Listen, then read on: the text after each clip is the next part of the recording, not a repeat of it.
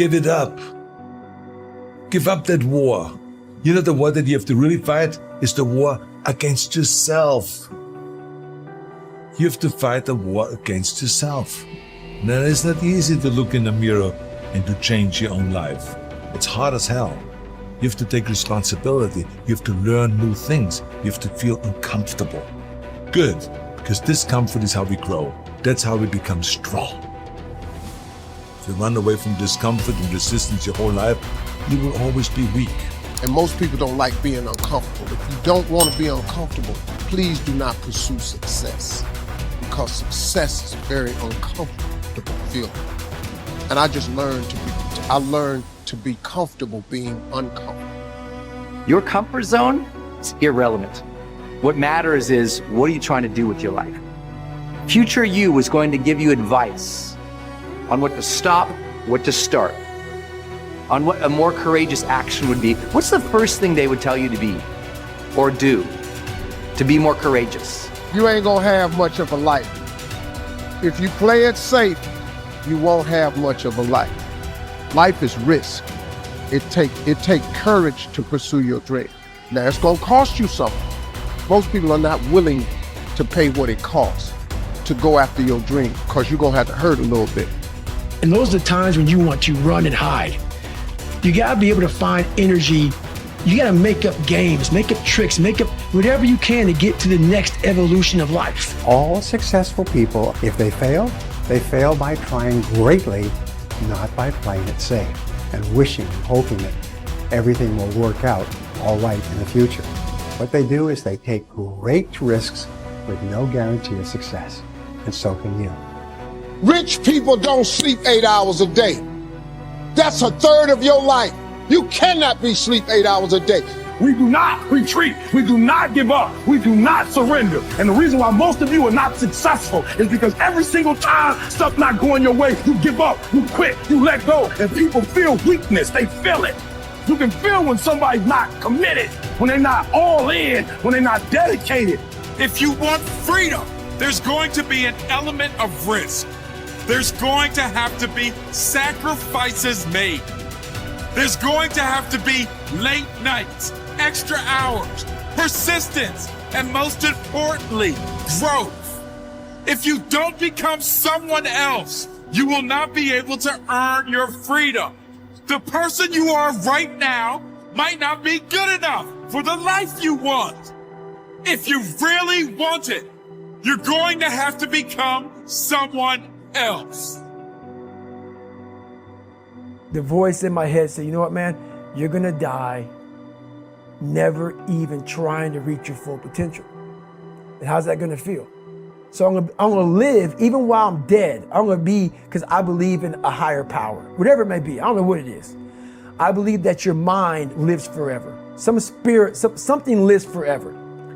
I'm gonna be haunted by the mere fact that I literally just, that's what I was. You wasted that life. That's what I was, man. You look back and here lies David Goggins, a punk. That's it. And I get to live, so whatever heaven or hell is, you're in hell the rest of your life. The rest of your life. And if there is a God, which I hope to God there is, knowing what I put myself through now, whatever memories I have, if there's any at all, I'll be a happy man.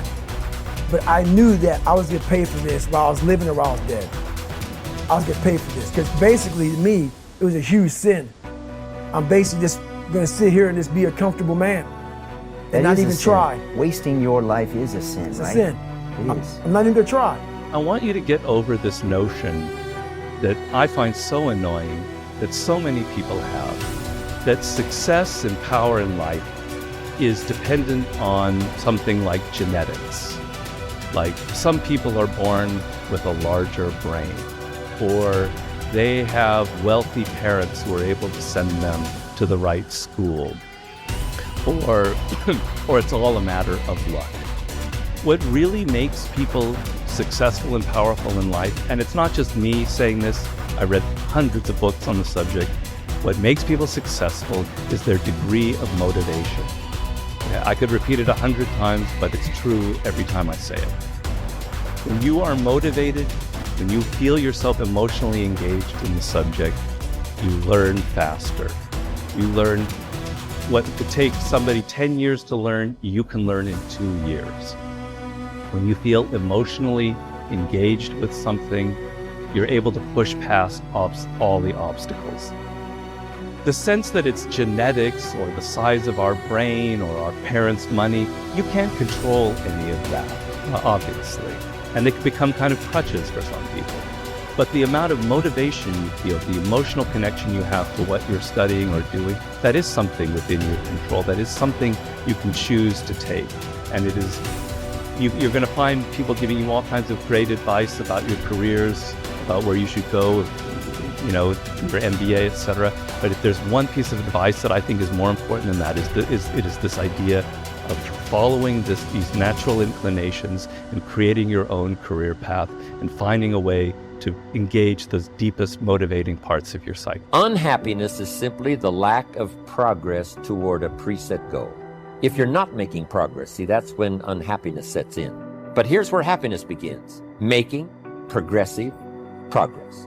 You don't have to arrive all at once. You don't have to have it immediately. But as long as you're making progress, as long as progress is part of your experience now, it is a fantastic source of inspiration. Now here's the next one. Source of inspiration, and that is achieving. When you finally have arrived at that goal that you set. I want to have this much experience and be able to do this by 30 days from now, 60 days from now, 6 months from now. And finally, that 6 months passes, and there you are. Finally, the time passes, and you have it. Finally, the time passes, and the skill is now beginning to be polished, and it is so unique and effective. Achieving is an incredible source of inspiration. But here's what we notice. When you do achieve, whatever you set out in the beginning, where you decided and planned and you got started and you progressed, when you finally achieve, that achievement is not much more inspiration than when you decided. It's a different kind of inspiration. It's a different kind of feeling to having arrived. Knowing that you've got many other objectives to accomplish, many other places you want to go, things you want to do, the person you want to become. But at least I've got this one. You know, I've done this one. As the saying on the wall of the inner city school reads, God don't make no junk. Each person is capable of achieving excellence in some way, in some area. You have within you, right now, the ability to function at genius or exceptional levels in at least one, and perhaps several different intelligences. Your job is to find out what it could be for you. Your responsibility to yourself is to cast off all these self-limiting beliefs and accept that you are an extraordinarily capable and talented person. You are engineered for greatness and designed for success. You have competencies and capabilities that have never been tapped. You have the ability within yourself right now to accomplish almost any goal you can set for yourself if you are willing to work long enough and hard enough to achieve it. The good news about beliefs is that all beliefs are learned. They can therefore be unlearned, especially if they are not helpful. When you came into the world, you had no beliefs at all about yourself, your religion, your political party, other people, or the world in general. Today, you know a lot of things. But as the comic Josh Billings once wrote, it aren't what a man knows what hurts him. It's what he knows what aren't true. There are many things that you know about yourself that are simply not true. And these are almost always in the area of self-limiting beliefs. The starting point of unlocking more of your potential is for you to identify your self-limiting beliefs and then ask, what if they were not true at all? What if you were possessed of an extraordinary ability in an area where you didn't think you were very good at all, such as selling, entrepreneurship, public speaking, or money-making? Everywhere I go throughout the world, I have taught these principles to many tens of thousands of people. I have filing drawers full of letters from people who had never heard this idea of self-limiting beliefs before. But once they heard it, they changed their entire attitudes towards themselves. They began to see themselves as far more competent and capable in key areas of their lives than they had ever been before. In no time at all, they began transforming their lives and changing their results. Their incomes doubled and tripled and quadrupled. Many of them became millionaires and multimillionaires. They went from the bottom of their companies to the top, from the worst performer in their sales forces to the highest earning person in their companies. After they changed their beliefs about themselves and their personal potentials, they learned new skills and took on new challenges. They set bigger goals and threw their whole hearts into achieving them. By questioning their beliefs and by refusing to accept that they were limited in any way, they took complete charge of their lives and careers and created new realities for themselves. And what countless others have done, you can do as well.